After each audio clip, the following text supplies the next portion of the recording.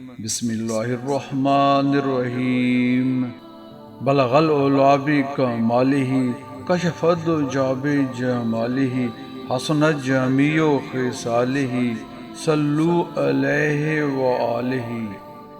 ماہ رجب میں دعاؤں کا حکم۔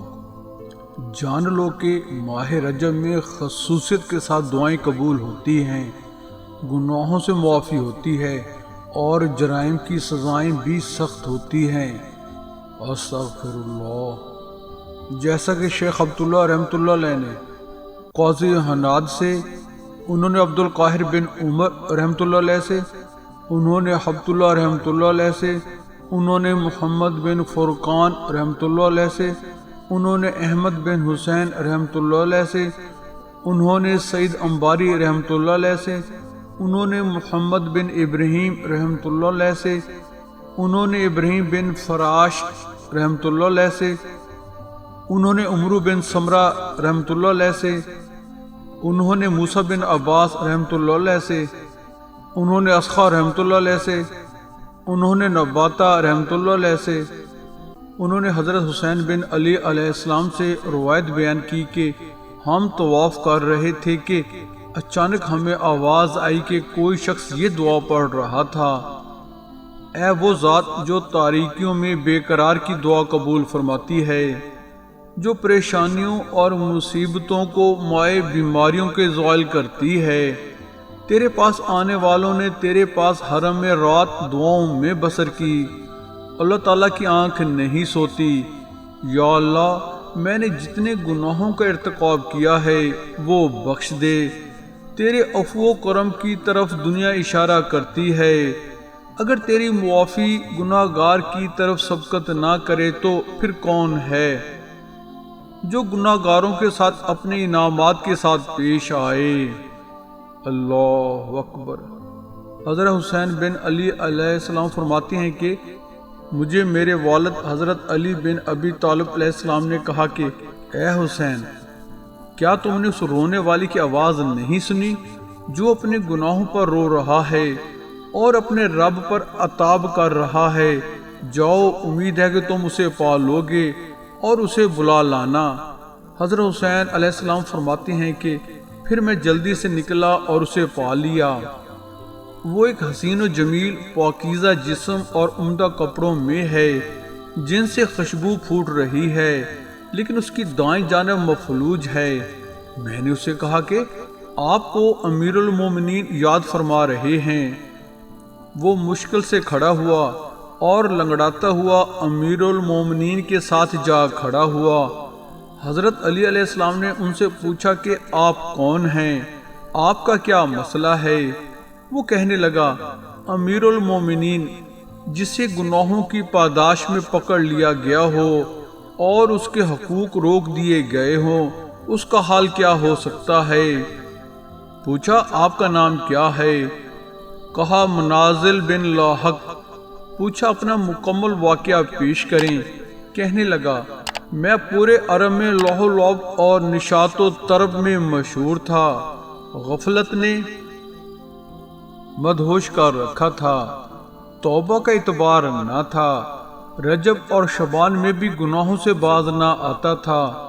میرا شفیق باپ مجھے گناہوں کے نتائج، بد اور برائیوں کے انجام میں بد سے مسلسل ڈراتا رہا، اور وہ کہا کرتے تھے، پیارے بیٹے، اللہ کی گرفت سے ڈر جا اور اس کے انتقام سے پنجہ آرائی نہ کر، اس کا عذاب آگ ہے، کتنے مظلوم تیرے مظالم سے چیخ رہے ہیں، مقرب فرشتے تجھ پر بد دعائیں کر رہے ہیں، حرمت والے مہینے تجھ پر نولاں ہیں۔ وہ مجھے جتنی نصیحت کرتا میں اتنا ہی اسے مارتا پیٹتا۔ استغفر اللہ۔ ایک دن اس نے کہا، اللہ کی قسم، میں روزانہ روزے رکھوں گا اور ساری رات نماز پڑھوں گا تاکہ اللہ تعالیٰ میری دعائیں قبول فرمائے۔ چنانچہ انہوں نے ایک ہفتہ روزے اور شب بیداری کا اہتمام کیا، پھر خاکی اونٹ پر سوار ہو کر حج کے لیے یہ کہتے ہوئے مکہ معظمہ روانہ ہو گئے کہ میں بیت اللہ میں تیرے خلاف اللہ تعالیٰ سے بد دعا کروں گا۔ استغفر اللہ۔ جب وہ حج اکبر کے دن مکہ پہنچے تو کعبے کا غلاف پکڑ کر یہ بد دعا مانگی: اے وہ ذات جس کے لطف و کرم کے امیدوار لوگ دور دراز سے یہاں کا قصد کرتے ہیں، جو ذات سب پر غالب ہے، تنہا بے نیاز ہے، میرا بیٹا منازل میری نافرمانی سے باز نہیں آیا، یا رحمان میرے بیٹے سے میرا حق لے لے، اس کی ایک جانب شل کر دے، تو پاک ذات ہے جس کی اولاد ہے نہ والدین۔ اس ذات کی قسم جس نے آسمان بلند فرمایا اور زمین سے چشمے جاری کیے، ابھی ان کی دعا مکمل بھی نہ ہوئی تھی کہ میری دائیں جانب مفلوج ہو گئی اور میں اس لکڑی کی طرح ہو گیا جو حرم کے کسی کنارے میں پڑی ہو۔ لوگ صبح و شام میرے پاس سے یہ کہتے ہوئے گزر جاتے تھے کہ اسے اس کے باپ کی بد دعا لگی ہے۔ حضرت علی علیہ السلام نے پوچھا کہ تمہارے والد کہاں ہیں؟ کہا میں نے ان سے عرض کی تھی کہ اب تو آپ مجھ سے راضی ہیں، لہٰذا براہ کرم اسی جگہ جا کر میرے حق میں دعا کریں جہاں بد دعا کی تھی۔ وہ راضی ہو گئے۔ میں نے انہیں ایک اونٹ پر سوار کیا اور مکمل توجہ کے ساتھ مکہ کا رخ کیا۔ ابھی ہم وادی اراک میں پہنچے تھے کہ کسی درخت سے اچانک ایک پرندہ اڑا جس سے میرے والد کا اونٹ بدک گیا اور وہ اس سے گر کر موقع پر ہی فوت ہو گئے۔ حضرت علی علیہ السلام نے فرمایا کیا میں وہ دعائیں نہ بتاؤں جو میں نے رسول اللہ صلی اللہ علیہ وآلہ وسلم سے سنی تھیں، اور آپ رسول اللہ صلی اللہ علیہ وآلہ وسلم نے ان کے متعلق یہ ارشاد فرمایا تھا کہ جو پریشان حال ان دعاؤں کو پڑھے گا اللہ تعالیٰ اس کی پریشانی دور فرما دیں گے، اور جو بے قرار انہیں پڑھے گا اللہ تعالیٰ اس کی بے قراری دور فرما دیں گے۔ وہ کہنے لگا ضرور بتائیے۔ حضرت حسین علیہ السلام فرماتے ہیں کہ پھر حضرت علی علیہ السلام نے اسے وہ دعائیں یاد کروا دیں، اس نے وہ دعائیں پڑھی تو اللہ تعالیٰ نے اسے اس مرض سے شفا بخش دی، اور دوسرے دن اسی شخص نے تندرست حالت میں ہمارے پاس آ کر سلام کیا۔ میں نے اس سے پوچھا کہ تم نے یہ دعا کس طرح پڑھی تھی؟ بولا جب لوگ رات کو سو گئے اور مکمل سناٹا چھا گیا، میں نے ایک بار، پھر 2 بار اور پھر 3 بار یہ دعا پڑھی تو مجھے ایک غیبی آواز سنائی دی کہ تجھے اللہ کافی ہے، تو نے اللہ کے اس اسم اعظم کے ساتھ دعا مانگی ہے کہ جب اس کے ساتھ دعا مانگی جاتی ہے تو اللہ تعالیٰ اسے ضرور قبول فرماتے ہیں، اگر کوئی مراد مانگی جائے تو اس کی مراد پوری ہوتی ہے۔ پھر مجھے نیند آ گئی تو میں نے حضرت رسول اللہ صلی اللہ علیہ وآلہ وسلم کو خواب میں دیکھا اور وہ دعا آپ صلی اللہ علیہ وآلہ وسلم کو سنائی۔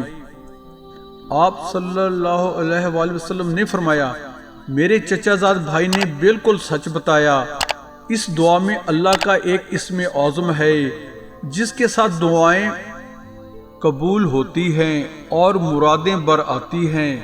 پھر میری آنکھ لگ گئی تو میں دوبارہ آپ صلی اللہ علیہ وآلہ وسلم کی زیارت سے مشرف ہوا اور عرض کی یا رسول اللہ صلی اللہ علیہ وآلہ وسلم، میں یہ دعا آپ صلی اللہ علیہ وآلہ وسلم کی زبان اطہر سے سننا چاہتا ہوں۔ آپ صلی اللہ علیہ وآلہ وسلم نے فرمایا سن لو، یا اللہ میں تجھ سے سوال کرتا ہوں، اے عالم الغیب، اے وہ ذات جس نے اپنی قدرت سے آسمان پیدا فرمائے اور زمین کا بچھونا بچھایا، اے وہ ذات جس کی عظمت و جلال کے نور سے سورج اور چاند روشن ہیں، اے وہ ذات جو ہر مومن اور پاکیزہ نفس کی طرف متوجہ ہوتی ہے، اے وہ ذات جو خوفزدہ اور نیک لوگوں کو امن دیتی ہے، اے دنیا کی ضروریات کے خالق، یوسف علیہ السلام کو غلامی سے نجات دینے والے، اے وہ ذات جس کا کوئی دربان نہیں کہ جسے پکارا جائے، نہ ہی کوئی مشیر ہے کہ اسے حاضری دی جائے، تیرے سوا کوئی رب نہیں کہ جسے پکارا جائے، اے وہ ذات جس کا جود و کرم حاجتوں اور ضرورتوں کی کثرت کے باوجود بڑھتا جاتا ہے، یا اللہ محمد صلی اللہ علیہ وآلہ وسلم اور ان کی اول پر اپنی ان گنت رحمتیں نازل فرما اور میری مراد بھر لا، یقیناً تو ہر چیز پر قادر ہے۔ کہنے لگا پھر میری آنکھ کھل گئی اور میں بالکل تندرست ہو چکا تھا۔ حضرت علی علیہ السلام فرماتے ہیں کہ اس دعا کو اوڑھنا بچھونا بنا لو، کیونکہ یہ عرش کے خزانوں میں سے ایک خزانہ ہے۔ اسی طرح کے واقعات عہد فاروقی وغیرہ میں بھی پیش آئے ہیں، مگر طوالت کے خوف سے ان کا ذکر نہیں کیا جا سکتا۔ بہن اور بھائیو، please just a minute, please subscribe my YouTube channel Islam TV by Waheed ji جی اینڈ comments, like and share our videos to your friends. Thanks for this kind favor. بہرکیف ارباب دانش کا یہ فرض ہے کہ وہ گناہوں، حق تلفیوں اور مظلوموں کی بد دعاؤں کو حقیر نہ سمجھا کریں، کیونکہ نبی مکرم صلی اللہ علیہ وسلم نے ارشاد فرمایا ظلم قیامت کے اندھیروں میں سے ایک اندھیرا ہے۔ اور آپ صلی اللہ علیہ وسلم نے مزید ارشاد فرمایا جب بندہ کشادہ ہاتھوں سے اللہ تعالیٰ کے حضور دعا مانگتا ہے تو اللہ تعالیٰ کو اس کے خالی ہاتھ لوٹانے میں شرم محسوس ہوتی ہے، اس لیے وہ اس کی مراد یا تو دنیا میں پوری فرما دیتا ہے یا اسے آخرت کے لیے ذخیرہ فرما دیتا ہے۔ اللہ اکبر۔ یہ اقتباس حضور غوث العظم حضرت سید عبد القادر جیلانی رضی اللہ عنہ کی کتاب غنیت الطالبین سے لیا گیا ہے۔ جزاک اللہ۔